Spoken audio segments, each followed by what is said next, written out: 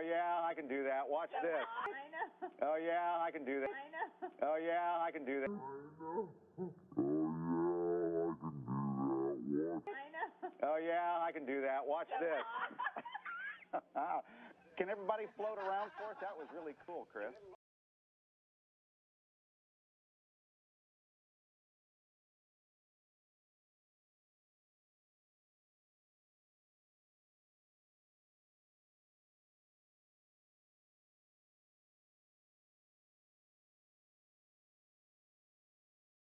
对接机构捕获。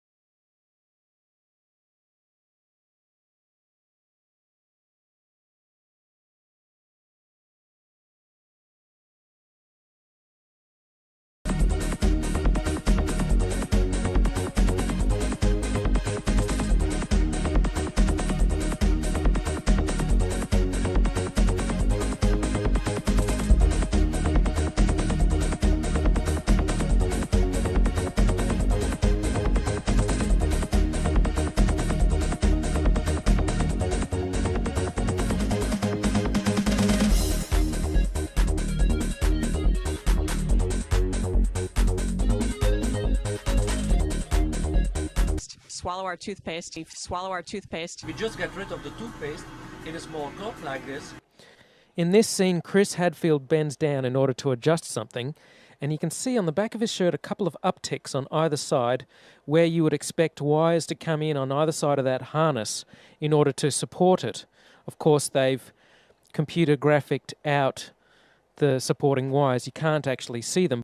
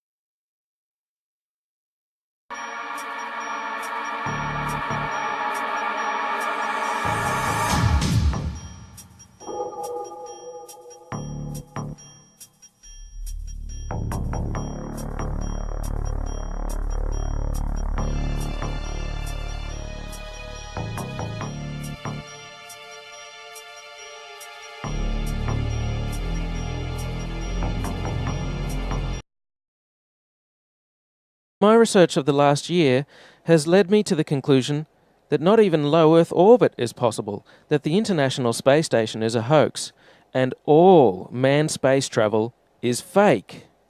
First, though, let's have a look at the International Space Station. I want to talk about some of the anomalies I see there. For the inside of the International Space Station, there are a couple of zero-gravity tricks that they use to fake it. The first is they have a complete mock-up of the International Space Station built on the inside of an airplane. And that airplane does a bunch of rises and falls. It does a upside-down parabolic trajectory, and that simulates zero gravity. The other main way they simulate the zero gravity is with suspension in front of a blue screen. And they use that trick for extended periods of time, for longer than 45-second segments. But they can't move around as much. They can't do the acrobatic flips and rolls in the extended mode. So there's full motion mode where they can fully move around, and that's faked in a plane. And then there's suspended or extended mode where they're suspended by wires in front of a blue screen. They don't move around as much, but they can make the scene last for a longer period of time. The extended mode is much quieter than the full motion mode. In full motion mode, you can actually hear the sound of the jet engines, the engines of the airplane. In every single scene of full motion mode, in every segment of the International Space Station, you can hear this loud sound, the sound of the jet engines. You could argue that it's the air conditioning system. Not even an office air conditioner is that loud. And why is there a loud sound in every segment of the International Space Station? That's because no matter how soundproof you make it, you can't filter out all of the sound of the jet engines. An airplane is just too noisy.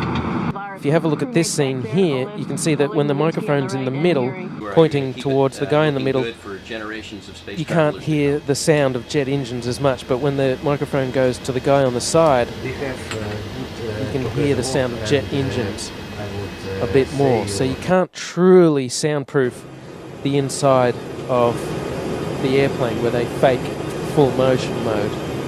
You can see in this scene from the recent National Geographic documentary Live from Space, Koichi Wakata is looking at the window there. This is full motion mode, and you can tell because of the sound of jet engines.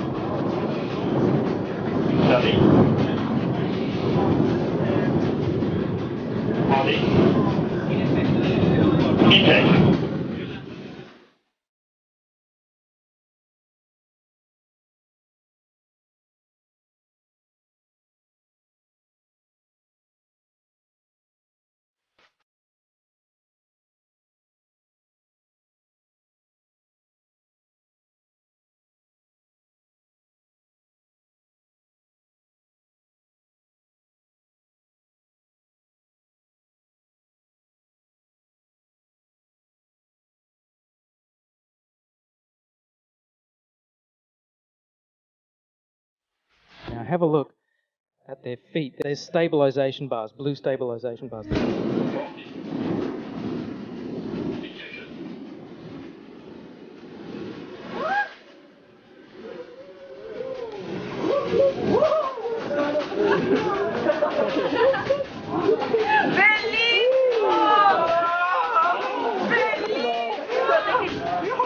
To balance the rotation.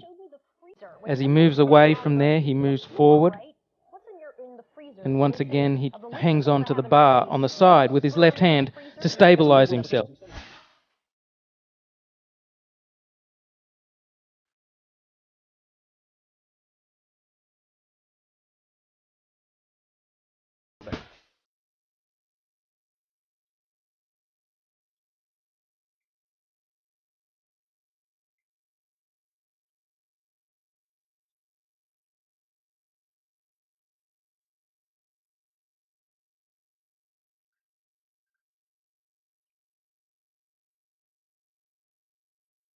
Like jelly beans, but then how to eat these in space, this is truly challenging because as soon as I open this bag, all of these are going to want to come out.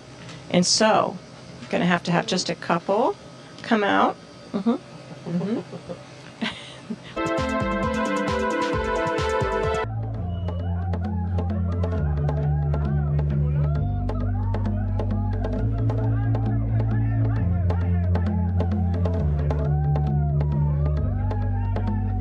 video that caught my attention, and you will see the same things that I saw.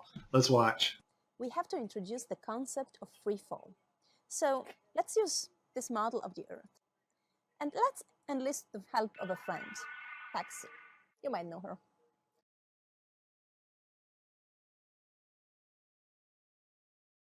So what is significant about this video is, number one, it was live to school children. Number two, we have this stuffed animal that is transitioning in on another video channel. And the actor is able to reach up and grab this doll in real 3D space and manipulate this doll with their hands. And so the only way you're going to pull that off is with one technology. And that technology is virtual reality. Next segment, I'm going to show you how NASA grabs objects in 3D space, rotates them around, manipulates them. They can do this with water, with cloth, anything. And the cool thing about it is we can take what they're doing, what they're seeing with their contact virtual reality augmented lenses, and put that on a separate video layer live.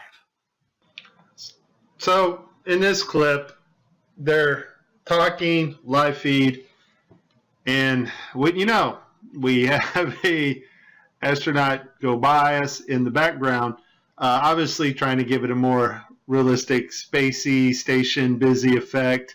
The only problem is the camera that was supposed to mask this harness out, or the video feed, is not working. And so we see the guy come flying along in a harness on his wires. Pretty amazing. But that's not all that goes wrong here.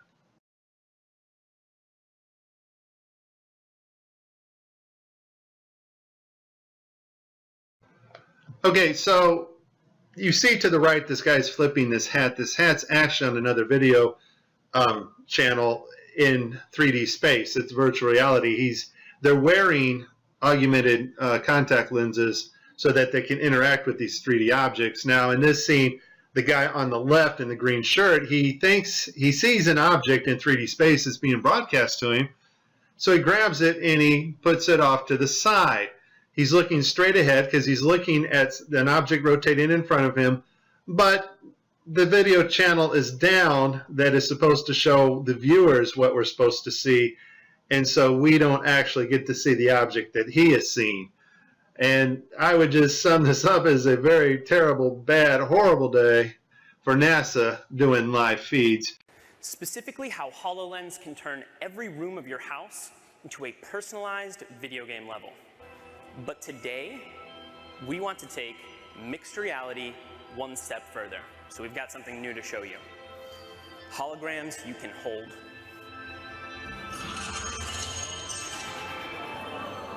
This holographic gauntlet is the weapon that Dan will be using while playing Project X-Ray.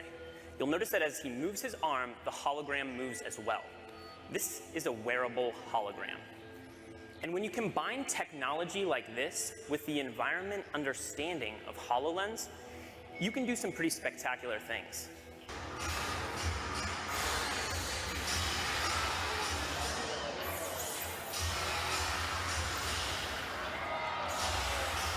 And can even use his shield to defend himself.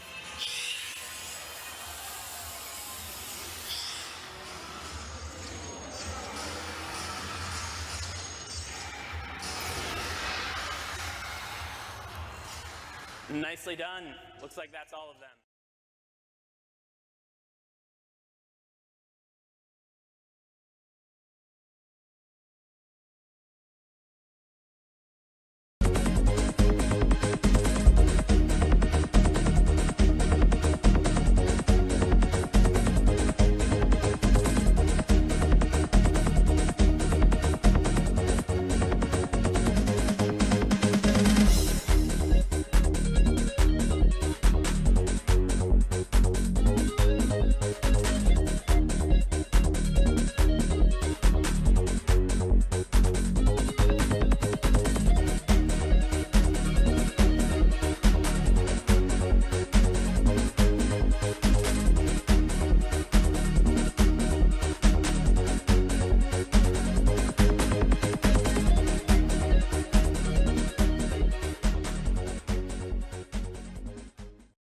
whole arm setup and the virtual reality glove that covers all the way down the arm and hand.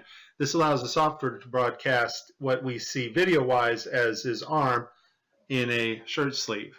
Okay, I have a lot of Tim Peake screw-ups, but this one here, the system glitches. The software does not track his hand properly, and Tim slips his hand underneath his other fingers, which is tightly holding onto the mic, which would be impossible.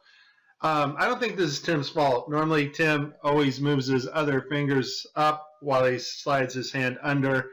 I just think the system didn't respond to his movements here.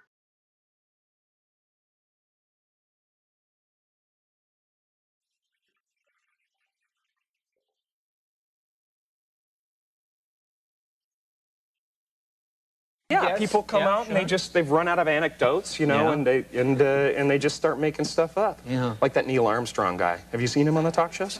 Neil Armstrong, you mean the first man to walk on the moon? Talk about a fish story. Yeah. Man, and they're buying it. Oh, yeah.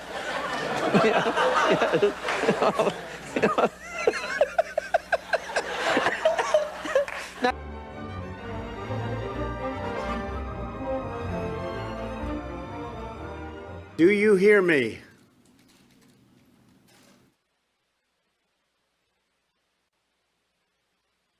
Yes, sir. We have you loud and clear.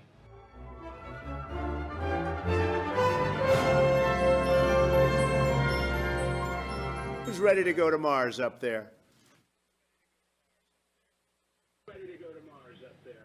We are absolutely ready to go to Mars. It's going to be a fantastic...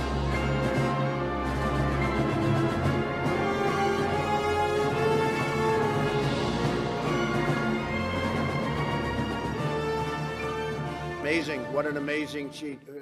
Amazing. What an amazing cheat. Amazing. What an amazing cheat. So why didn't I flinch? Because the laws of science differ fundamentally from those of...